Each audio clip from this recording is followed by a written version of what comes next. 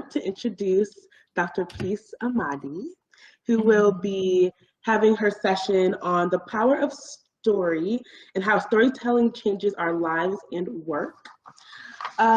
So Dr. Peace Amadi is a mental health expert, doctor in psychology, a professor, author, speaker, and trauma-informed coach who helps people heal and lead. From leaders to entrepreneurs and content creators to pastors, parents, and educators, Dr. Peace is a coach and cheerleader for people in our lives that everyone goes to. She's an author of Why Do I Feel Like This, which has been a hit #1 on Amazon's new releases in mental health. She is the founder of the Authorpreneur Accelerator, which helps people of influence deepen their impact through published books and transformative programs. She is a professor of psychology and of leadership at Hope International University. She is a recurring TV host. Her most recent work on The Blend, which is a talk she focused on health of Black women in America. Dr. Peace leads with vulnerability, speaking from both professional expertise and personal experience about the importance of honoring the pain in one's story, transforming it into personal power and influence. Your past is your superpower. That's a strong word. Is a mantra that she lives by. Your purpose is where your story and the world's deep needs meet, is what she preaches. I can vouch for her. I have been to one of her talks last year, actually, and it was very transformative. So I cannot wait for you guys to hear what she has to say on storytelling. Take it away, Dr. Amadi. Onyeka, that was so, you're so cute. Can I say that? Thank you for that. And hello, everyone. It is great to be here. I'm actually, well, you can't tell. You don't know where I'm at. I'm from Los Angeles, but I'm currently in Houston, Texas. And so I'm on a different time zone. I'm in a different space. We're just gonna roll with this and see where we end up. But I am excited to be here with you.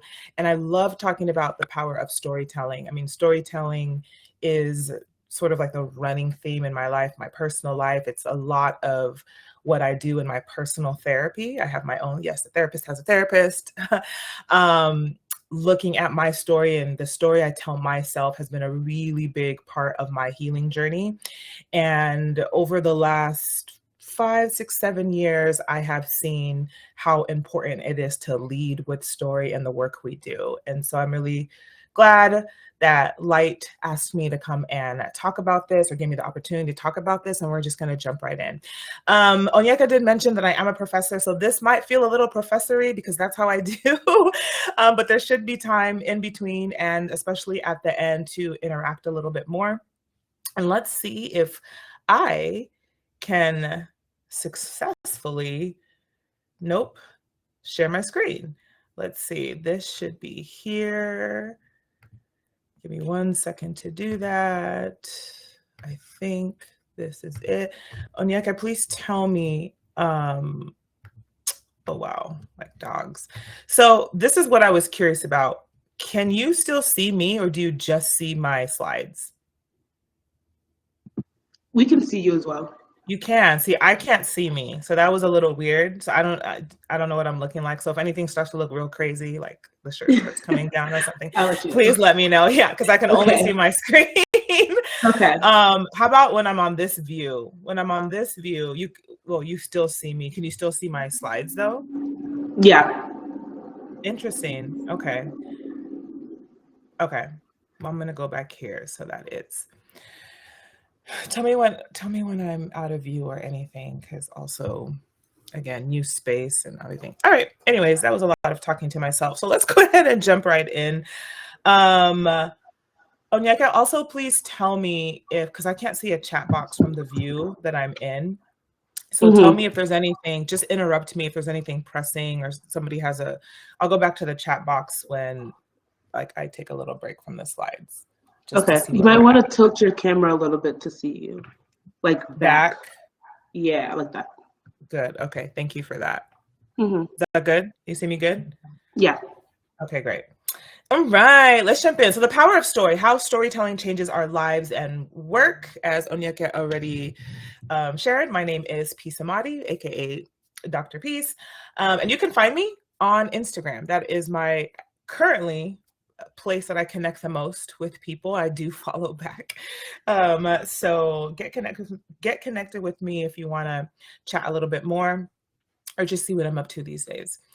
All right, let's get into this. So our roadmap for this morning is pretty simple. I'm going to talk a little bit about the story in our personal lives, a little bit more about the story in our work, and then we'll see where we're at the end of that. I have a couple book recommendations because I do source a lot from two books that have changed my life and work that I really highly recommend you grabbing to go more into detail of the things I'm talking about. But first, who am I and what's my story? So Onyeka already grabbed all of it. I am an author. This is my book, my debut book, if you will. It came out last year.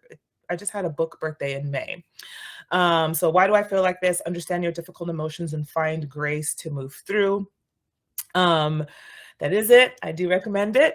I am a professor, I am a speaker, and I'm a trauma-informed business coach. And I, do a couple other things, but at the heart of everything I do is wanting to help people heal and lead. And another way of saying that is help people heal so that they can better lead. Because this is my story. I have found that over my 3 decades and some change of being on this earth, that the more I've healed, the more I've leaned into my healing, the more that I've worked on my own mental health, even being a mental health professional, the better I've been able to lead, the more authentic my leadership is, the more effective my leadership is, the more powerful my leadership is, and just the more confidence I have in leadership in the first place is because I'm doing my own healing. And part of my story, this isn't my only story, but part of my story is that I was pretty badly bullied when I was coming up. And what's interesting about me being able to say that now is for a while, I wouldn't even mention that. I wouldn't acknowledge that because it felt really trite. It felt really trite and lame to say that, I was bullied and it affected me in a deep way because, who hasn't been bullied, who hasn't been teased, and at this point, in my big age, shouldn't I be over that?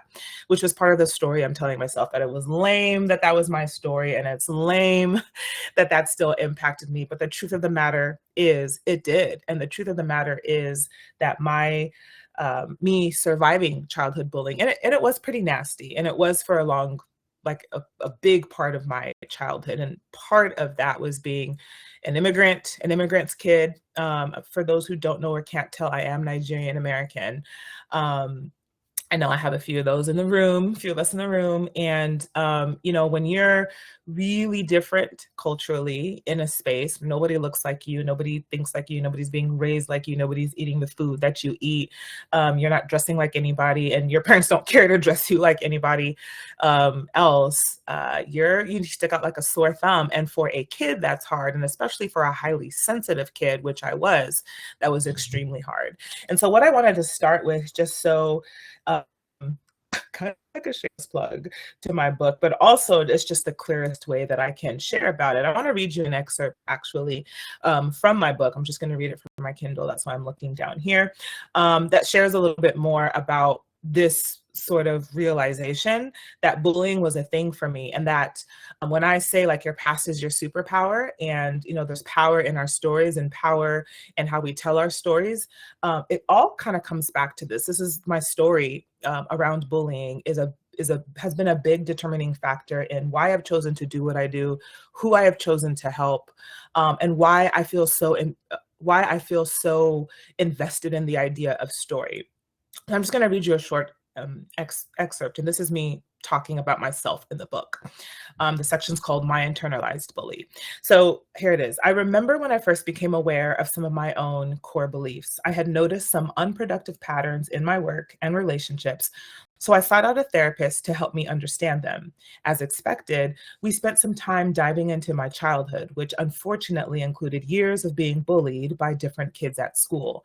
I knew these experiences had influenced me somewhat, but I hadn't realized the gravity of that influence. The bullies of my childhood weren't just sore memories of the past, I'd internalized their voices. You can't sit here. You don't fit. Something is wrong with you. Everything you do is wrong. You don't belong. These were the kinds of messages that drove some of the unwanted patterns in my life. These were the voices of those bullies. I have to admit that when I first realized this, I felt a little bit of shame. I couldn't believe that common childhood bullying could have such an effect on me. This is lame, I would say to my therapist. It's not like I was abused or abandoned. I struggled to accept that my personal experiences were significant enough to cause any kind of real emotional damage. This, of course, was also the result of these beliefs.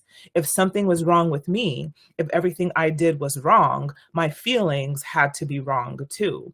My feelings about the past were just another case of me being too sensitive, and I needed to get over it. But time in therapy and a decade's worth of research showing the deep, enduring impact of verbal abuse from peers helped me find the self compassion and grace to accept that this was my story and it was a valid one. The first thing I needed to do was stop blaming my sensitivity. Sure, I had always been a sensitive kid. I'd always felt things more deeply, intensely, and for a longer period of time than most people around me. As an adult, I still do. But my sensitivity wasn't the problem here. It wasn't a liability as I'd allowed myself to believe. My sensitivity only meant that things really mattered to me and that I needed tools to work with it. The problem in our world isn't too much sensitivity, it's too little, my therapist would say to me, and she would challenge me to see it as a gift. The second thing I needed to acknowledge the second thing I needed to do was acknowledge that the internalized voices were driving patterns of paralyzing perfectionism, a need to be in control, and deep fears of failure that stood in the way of some of the things I wanted most.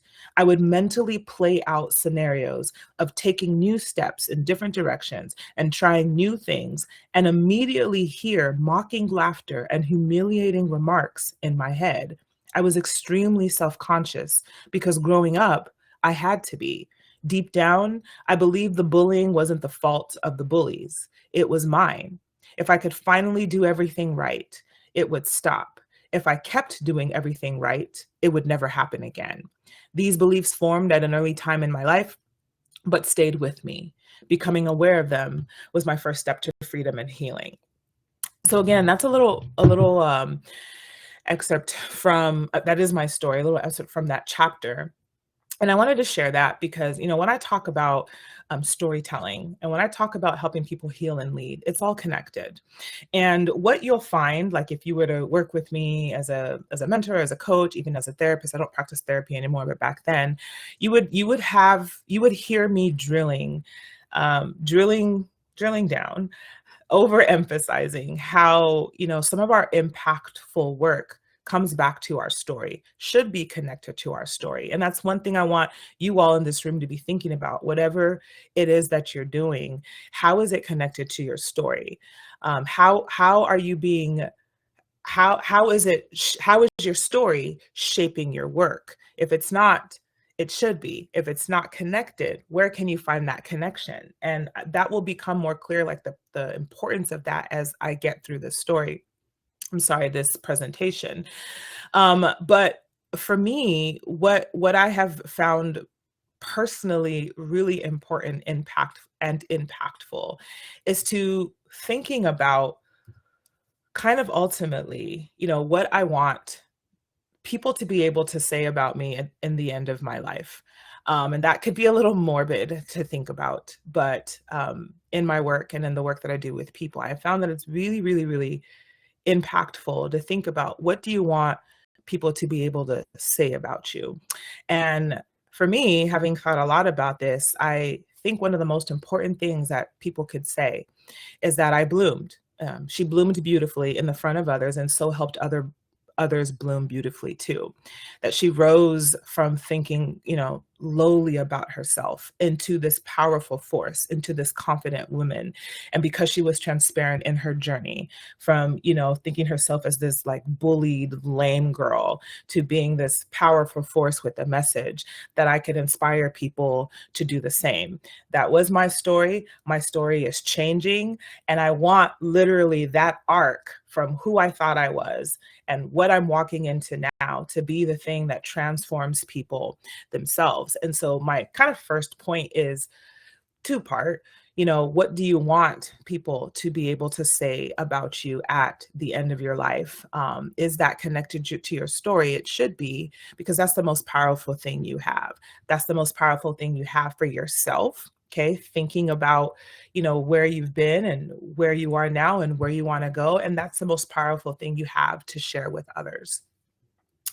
So that's my little intro. And I want to get into the story of our lives.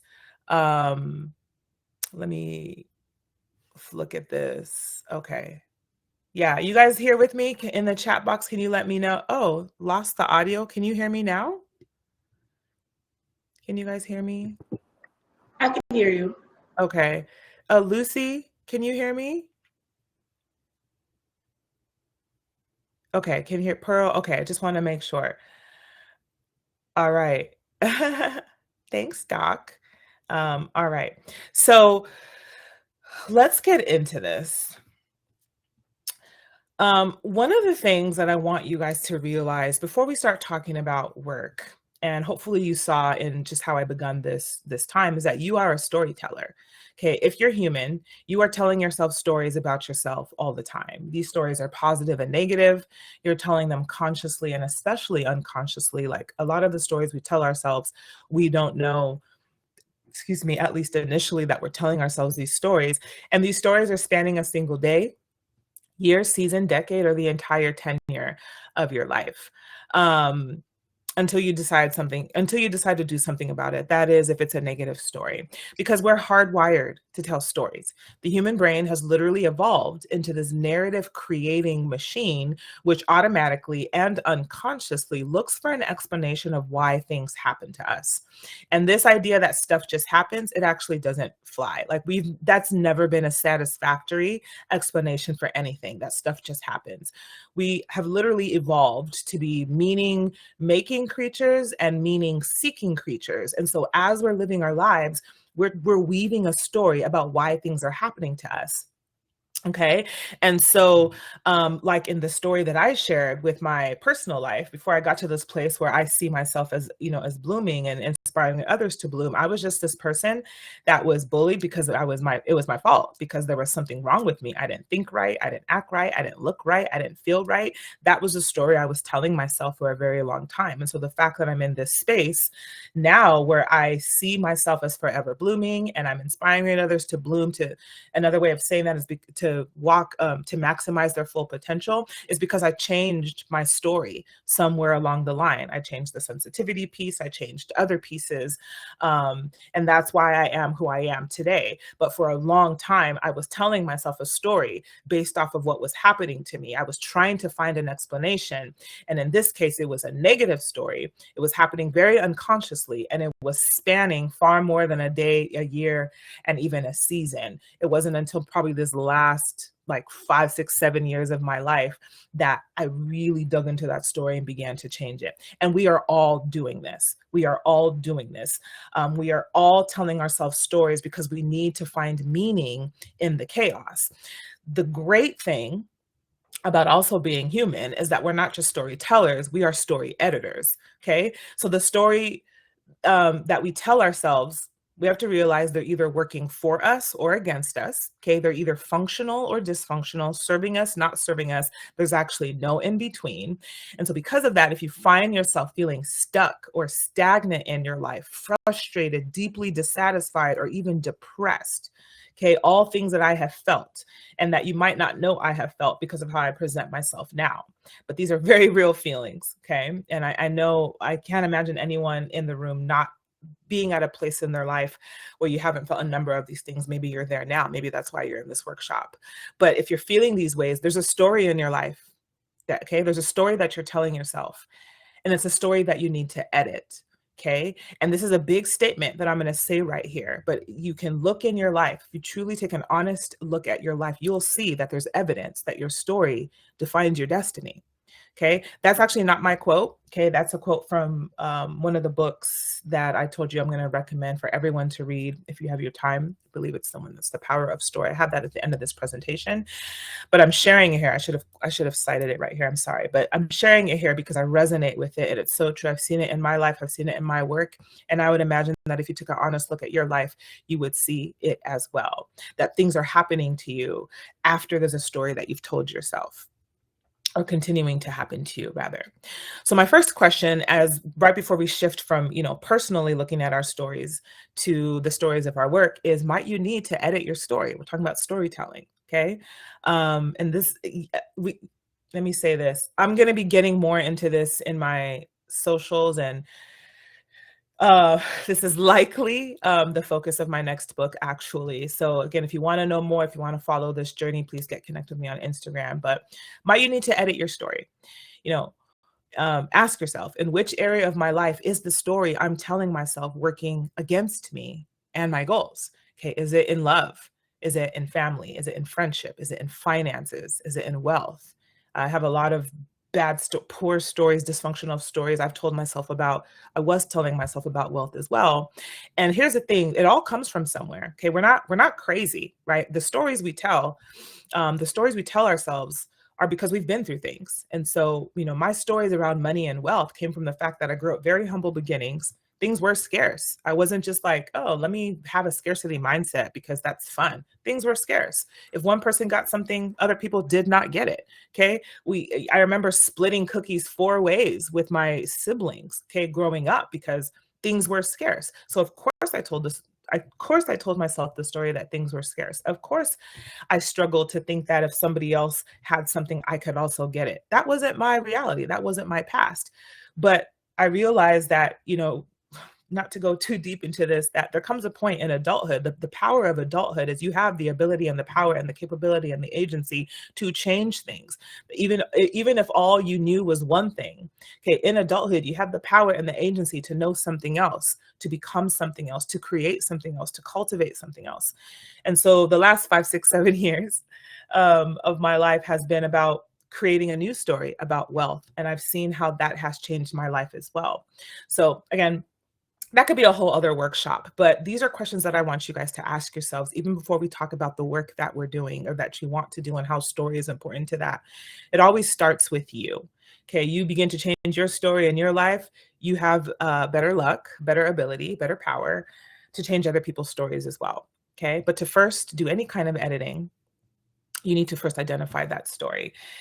Hopping back in the chat box, yeah, Dr. Okay. This workshop complements my workshop today at 1 p.m. Yeah, so that'll be the next one I highly suggest you guys go to. But can I have a few people talk back to me? Is this making sense? Just let me know, yes, this is making sense, or got you, keep going. Can I get like, Pearl, you've been active. There we go. I knew I could count on Pearl. There's Onyeka. There's Sherry. Beautiful. Okay, I love to see that because I can't see that while I'm talking. Good. I tend to do that. I tend to read people's journals. And Onyeka, how am I doing with time? You're pretty good. We have about like 18 minutes before Q&A. Okay, we might eat a little bit into that Q&A time, but I don't want to finish it just so I can get through this stuff. But let me know when I have 5 minutes. Okay. And then we'll readjust. Okay, so that's the stories in our lives, the stories in our work. So I don't all know quite what everyone's up to, but based off of what this festival is about and the heart of it. I would imagine I have some professionals in the room, people in public health, or people in some other helping profession maybe. But I'm imagining that each and every one of you have a message, that you want to share with people, with your audience, be it about public health, be it about mental health. That's what I do. You have a message to share. And my big thesis, my big argument is that you need to lead with story. You need to lead with story. And you need to find where what you want to do and what your message is connected to your personal story. Okay. All of it works together in tandem really well. And story is actually quite necessary. Here's a great quote from one of the books I'm highly recommending, Story or Die by Lisa Cron. Throw facts at us, we duck. Personify those facts in a story, we lean in. Okay, again, throw facts at us, we duck. Personify those facts in a story, we lean in. And I just thought this was incredibly revolutionary because in the type of fields that we're in, public health, mental health, politics, public policy, whatever the case may be, there is a tendency, there is a lure, luring? Lure? I don't know how to say that word, child. To lean into facts and believe that that's the thing that's going to change people's minds about things. We see it on the news, whether, left-leaning news, right-leaning news, that facts, statistics, numbers, polls, all this, those things have their place. And, facts are facts. Facts should be powerful. They are powerful. But if that's what you're leading with, you're not going to get anywhere with your people. And that's what more people need to know, more leaders and influencers and speakers and authors, is that really change happens at the intersection of story, okay, story and an audience. Because why? Here's a couple things. Here's the gatekeeping brain that I want you guys to understand, okay? The brain has ground rules for what info it will allow us to pay attention to. We're not going to pay attention to everything. At every given second, there's a flood of information being lobbed at us from all over. It's actually overwhelming. There's too much to pay attention to at any given moment. And so the brain is acting as a faithful gatekeeper, standing guard, filtering and blocking data that isn't necessary for our survival. The brain asks one simple yet very crucial question to decipher whether or not information is even worth paying attention to. And it's this: will this information help me or will it hurt me? Will this information help me or will it hurt me? We all do this. Our audience does this, and they're doing it. They're making this decision. Their brain is asking this question, and there's an answer to this question within seconds. And you can imagine that if someone feels like something is going to be helpful, they're going to be all ears, right? They're going to open up. They're going to allow themselves to be changed. But if there's a message coming in that they're deciding this is going to be hurtful, this is going to be shaming, this is going to be attacking, this is going to be bad, this is going to make me do things I don't want to do, they're going to shut off. They're going to be defensive. They're going to become aggressive. They're going to become angry. Okay. And this is something we can't ignore. We have to stop ignoring this. If the answer appears to be neither helpful or hurtful, the information might as well be white noise. It doesn't matter. Okay. You can say whatever because no one's going to listen to you anyway. But if there's a sense that this info could help, okay, or hurt, the brain is going to trigger a series of reactions, like I was saying, either open-mindedness or defensiveness. It's going to do that according to whether people believe your information is going to help or hurt. So just right there, even without having, hours to figure out, like to workshop this, one question I want to leave you with to reflect on is what might change about your work if you approached your communication with the knowledge that someone is about to make a fateful decision within seconds about whether your message is going to help them or hurt them. Okay, what might change about your work? What might change about your communication? What might change about your messaging? What might change about how you start if people within seconds are going to be deciding this is going to help me or this is going to hurt me? Okay, because facts don't matter, at least at first. Facts feel sturdy, strong, safe. Okay, thus their luring appeal. But when you're trying to persuade your audience and even yourself, I was talking about storytelling earlier, the stories we need to tell ourselves. Some of you may have experience knowing you have a negative thought and you want to change that thought. And you're trying to tell yourself the right thing. even trying to just tell yourself facts, like in statistics, is going to be less impactful than you telling yourself a new story. It's wild how powerful this is, okay? But to go back to this, when you're trying to persuade your audience to do something they're not already doing or believe something they don't already believe, facts will come across at best as irrelevant, at worst threatening or untrustworthy. They'll just toss it out. You guys remember the phrase alternative facts? Alternative news, whatever. That's straight up what was happening. Okay, whether we were into that or absolutely hated that even became a thing, it made sense to me. I know what people are doing. I know what the brain is doing when you're trying to persuade your audience to do something that they're not doing or believe something they don't believe as fact. As facty as your fact is, it's just going to become fake to people. Like, you can miss me with that. Wild. Right? Because our biology compels us to resist change and stick with the familiar. It's worked for us so far. We are creatures of habit because being a creature of habit is adaptive. If we've been alive so far, whatever we're doing has been working. If we've believed what we've believed so far, whatever we're believing has been working to some degree. It may not even be good. It may not even be positive, but it's been working. We're still here. Okay. And so when you're coming up with a new message, you're coming against people who've been doing things that have been working for them. And so taking this mindset, taking this approach that you're going to, deliver something that's going to change someone's life for the better. If to them, their life is working just fine, you don't have an argument. Story, though, is what circumvents the brain's defenses against change. I'm going to say that again. Story is what circumvents the brain's defenses against change, allowing it to process new information rather than fight it. If anybody is being changed by their words, it's probably because you have put it in some sort of story. Story isn't the only powerful thing there is. Another thing that comes to mind is art, actually, and music, and some of these other things that I'm sure we're all into. The creativity. That's why creativity and creative things are so powerful because they circumvent the brain's defenses. I happen to be really into the storytelling, but there's other things and other workshops that I think that's the whole point of this whole festival, actually, which is what I love to see. Like this is how we communicate our messages. Story is what personifies facts and makes it relevant to us. Story is what draws us in so we can contemplate the message. Story is what gives you a fighting chance at finding a common good. Really quickly about our audience, and then I'm going to give you a quick example of what I mean by story and what needs to go into that before we get into questions, because I know I'm running low on time. This always happens. Your audience, okay, they care about one thing. How is your point, whatever you're asking them to do, whatever you're asking them to change or believe, how does that fit into their belief system, their personal narrative, their worldview? How does that solve a problem they already have?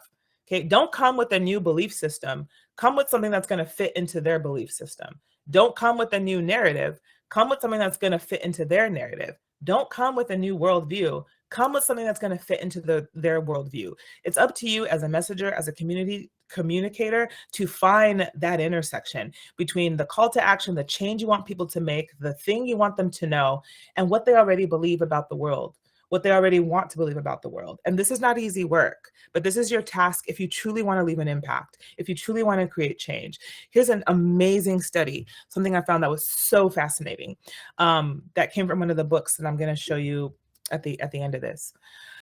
A study in 2013 led by Dina Grommet at the Wharton School of the University of Pennsylvania,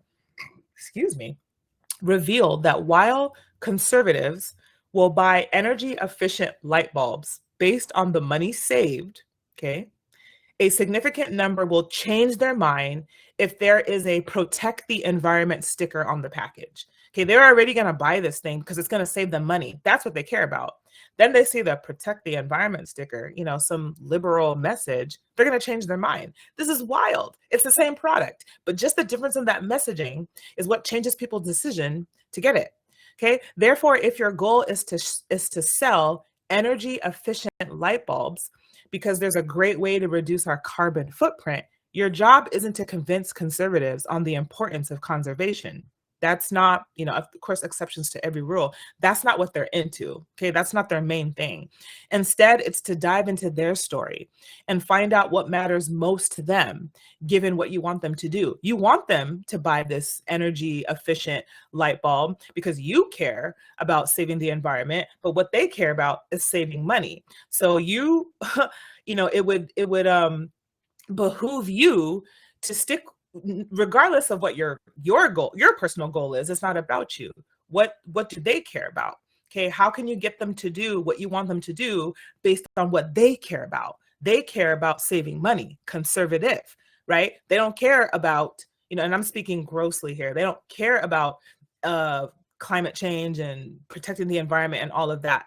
Okay, but you can get them to have a positive effect on climate and have a positive effect on energy by just sticking to what's important to them, which is saving money. So I'm right here. Instead, it's to dive into their story and find out what matters most to them, given what you want them to do. In this case, what they want is to save money, because being frugal is key to their belief system as far as they're concerned. That is the actual benefit you're bestowing upon them, saving money. And in doing so, they never have to know that buying green light bulbs will also reduce their carbon footprint. Mission stealthily accomplished. And this works both ways. This works all the ways that your audience cares about their belief system, not yours. But you can still get your audience to do what you would like them to do because you know the research, you know the facts, you know what's important, by just stepping into their story. Wonderful. Okay, how are we feeling? Is this making sense? Is this making sense? Is this making sense? In the chat box for me, please. Yes. Onyeka, real one host. Okay. Wow. 16 Just minutes. to let you know, you have about 5 minutes before question and answer, unless you want to cut into that time. Yes, I see that. Yes. Okay. Thank you, Onyeka. Let me see. I think I can actually round up in 5 to 7 and we'll see where we're at. It is humbling, Pearl. Thank you. Thank you for being real. It is humbling. And this is, again, we know what we know. We don't know what we don't know. What's that Maya Angelou quote? We do better when we know better.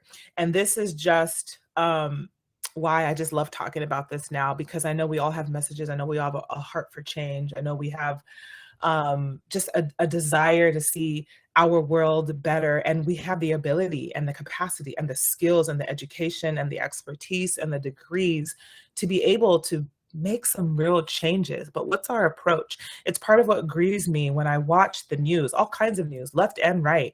Like we're just in our echo chambers. We're not crossing over the bridge. And I'm not saying storytelling is the only way to do that, but this could move the needle a little bit, and it does so in our personal lives as well. Okay, so what's in a story? I'm going to end with this because I believe that I've at least teased you enough with this idea that story is important, and being able to step into others' worldview, not because you necessarily agree, but you do need to dignify it enough to speak into it, right? To have a message that's going to honor what they already believe about the world, that's going to, in a sense, they say meet them halfway. I don't even think that's the best phrase, to meet them all the way. But you're just taking you're finding where that common ground is in the first place. So what's in a story? In summary, a story is just about how someone learns something. I'm going to talk about like the pillars of story really quick, like how do you know you have a story? But just even before that, just know a story is about how someone learns something. So in the beginning, there was something important that you or your protagonist didn't know, okay? And in the end, that something becomes known, something important becomes known. There is a realization and it changes everything. So at the heart, that's what a story is. Somebody learned something, somebody had a realization, and it changed everything. But when we talk about story structure, okay, this is a little bit nitty gritty. I'm going to fly right through it, and then we're going to have quick question and answers, and then you guys can connect with me afterwards. A story needs one person, so the protagonist, okay? Who want something, they have a goal, and that goal is actually like deeply rooted in a core need. So really quickly, some of you may be familiar with Maslow's hierarchy of needs. One of the theories I always go back to, and a lot of the things that I talk about, just because I think it's a really simple, great way to understand like what are the most important things to us. And actually, I just found out recently that Maslow kind of stole this stole this theory, I believe, from a Native American thinker or thinkers. And so I'm doing my own research to more appropriately credit, because he's credited with this for sure. He is in every single psychology book. But I came across that on Twitter and I'm like, oh, here we go. So I just want to be honest that I'm looking for who to credit more. Yeah, who to credit, but for now he's credited with this theory, and it is a good theory that, you know, our most basic needs are physiological, and then after that our safety needs, after that needs for love and belonging, esteem, self-actualization. So when you're telling a story, you want to have a goal, you want to set up a goal that's actually based in one of these things, based in one of these needs. Anyway, so you have one person who wants something, they have an unavoidable problem, an external conflict, a big obstacle that spurs one internal struggle, an internal conflict, or a misbelief versus truth. That means they're believing something. You can also say lie versus truth. They're believing something that's not true, and that's in conflict with the truth. I have an example that's going to make this super clear in a second. Just stay with me for a moment. So a problem, okay, a big obstacle spurs one internal struggle. It leads to an aha moment, which allows the protagonist to take action and solve the problem. This is the transformation. So in a story, must have a clear point, like don't text and drive. It's got to invoke emotion, because emotion is what changes us, and there's got to be tension. This is how I'm ending. An example of all of this together. This is what's going to help you remember all those pieces, because again, facts. Like perfect point of how we don't remember anything unless it's in a story. So here's my story. Let's imagine for a moment that we're invited to speak to teens about texting and driving, and that our call to action is to stop texting and driving. That's our one clear point. We want teens to stop texting and driving. And we know the power, or rather the necessity, of story. And so we begin to tell one. Okay, so meet Tina. Tina's 17. This is her best friend, her dog. Okay. We've got one person. Okay, I want teens to stop texting and driving. So I want to tell this story because I know story is what changes people. So I have Tina, 17 years old. I'm going to talk about Tina. I'm going to share about Tina, tell a story about Tina. And Tina wants something. Tina wants to keep up with her friends. She wants to fit in. Tina's core fear is fear of missing out, because Tina's core need is actually belonging. So going back to Maslow, love and belonging, okay, one of our core needs, and that's Tina's core need. She wants to belong. Now, I'm not necessarily saying this is how you tell the story, but your story needs to include this. Your story needs to have one main character, right? And somewhere in the story, you need to make it clear that, you know, Tina wants to fit in. Tina wants to keep up with her friends. Tina fears missing out, and Tina just wants to belong. Okay, you can say it just like that. Remember, this protagonist needs to confront an unavoidable problem. This is our external conflict. So let's say Tina hops in the car to get to an appointment, and her dog, aka her best friend, is in the passenger seat. She pulls out of her driveway and she makes her first turn. Just then, Tina's friend Tori, the leader of her new clique, texts the group a slew of messages, and Tina knows how important it is that she texts back immediately.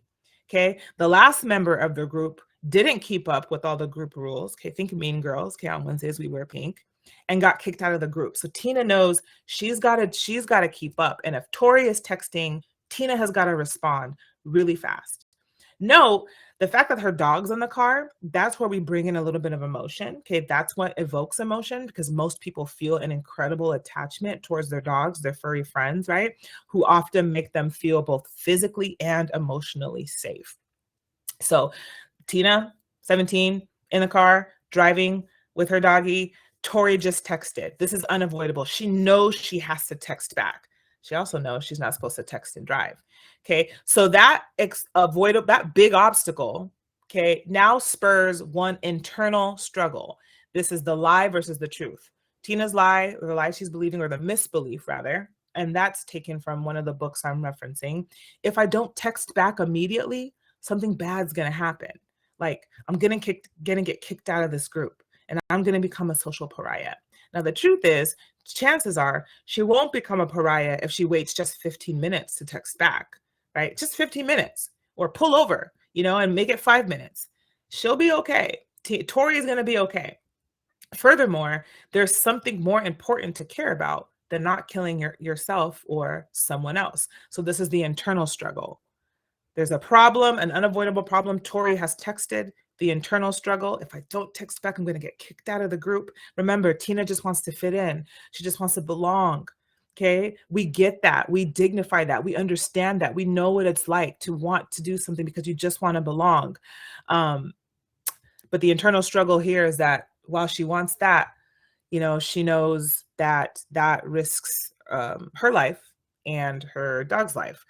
So how do we get there? While driving, Tina is distracted as she texts with friends with smiles and giggles. She loves feeling connected, and this is understandable. Her dog stares at her, but she doesn't look up. She continues to laugh and giggle and text. Then her dog lets out a little huff. It's not a big bark, it's just a little breath. That finally gets her attention and breaks the spell that's on Tina right now. So she slows at a stop sign. She looks up from her phone into her dog's eyes. She shakes her head. She finally realizes what's at risk: her best friend's life, her dog. So she puts her phone in her glove box. Okay, she has a realization. If I don't stop texting, my dog could end up dead. Okay, which allows the protagonist to solve the problem or transformation, which is Tina not only puts her phone down, but out of reach in the glove box. And digging a little deeper, and this is my last point, you want to help your audience become their best selves because they want to become their best selves. And so telling this story and having this realization, the best self issue here is that this putting her phone down took courage, and courage is heroic. And don't we all want to be heroic, especially to our dog? So y'all, I know I had to get through this really, really quickly. And I'm not sure if you guys are going to get like notes or slides. I think you'll be able to watch this, Onyeka, if I'm right. There's going to be a replay, so you can take the time to really let this sit. But my point is, story matters. Lead with story. Have your story have emotion. Have your story have all these things. And you will get a lot closer to having the impact that you want. That's it, my friends. Thank you so much, Dr. Peace. That was honestly so amazing. And I learned a lot, and I'm sure everyone else who listened learned a lot as well. Is there anybody from the audience who has a question for Dr. Peace? Yes, and also Pearl, thank you so much for this. Thank you. That is exactly what I've been looking for. Real one. Okay. Yeah. So I actually wanted to ask the question that Pearl asked. So how does one work with storms that brew when we're trying to change our narrative? I think that's a really good question. Storms in our personal life or storms in our audience's life? Say more. And who is it that can Pearl? You Pearl, can, if you can go ahead and unmute yourself and let me know. Thank you. Yeah. Can you hear me? Yes, I can. So actually, a lot of it is for me. I'm thinking about it for myself. And I think that I want to say thank you for telling me to think about my audience, because sometimes the biggest people I have the challenges with are my close friends and family members. Yep. And so, yeah, I'm interested in both ways. It's like, storms will come when we are dealing with a narrative change. Yeah, absolutely. So, storms in our personal life, storms in our audience life. The key, and this is not easy by any means, but one of the keys, I'll say, let me start with the audience because we just ended there. One of the keys is the more that you can understand and validate what someone else's worldview is, and to name that and dignify that, the easier in you will have. And again, that is really, really hard to do. So I can't assume anyone's politics right now, but I've been really invested in the gun conversation we're having right now. And personally, I don't love guns. I would be happy if guns were off the street. I also realize that's unrealistic. And actually maybe not necessarily even the best way to go about it, if I can be honest, as I really think about it. But, you know, my personal leanings is, less guns, more gun control. But I understand that, you know, the people who are dead set against that, it's a safety issue.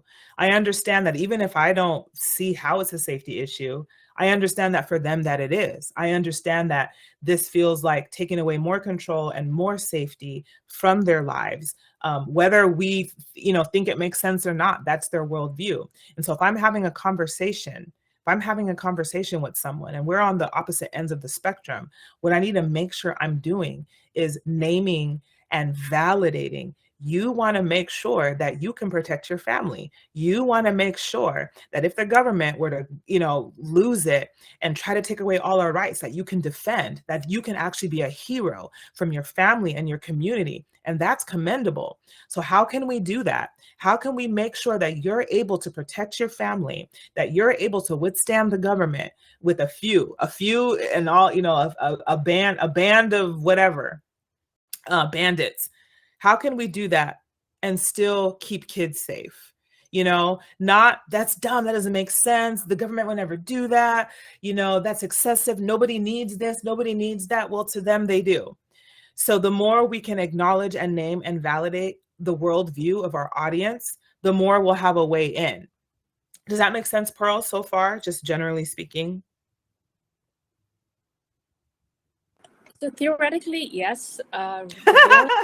Yeah. The reality is actually no, because say, for example, we're talking about childhood trauma or parenting as a skill, not parenting as a parent, but just having that conversation. I find it has been very challenging for me with a couple of my friends who I think are not using emotionally intelligent parenting techniques. Yeah. So, and even in that statement, I would say my challenge for you is to find what you can dignify in what they're doing. Because again, all day, this is why there's arguments. Like all day we can think about what everyone around us is doing wrong, how we saw this in the COVID debate, masks versus no masks, and we pounded people on the head with all kinds of facts, and we still had two very different realities. And I knew that it was going to stay like that because nobody was dignifying how other people thought.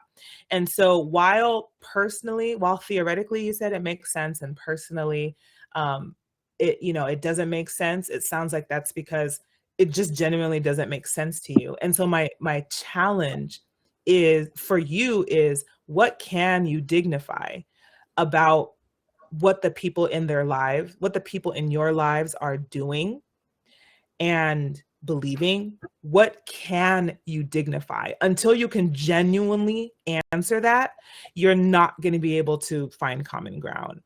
And that's why this is hard.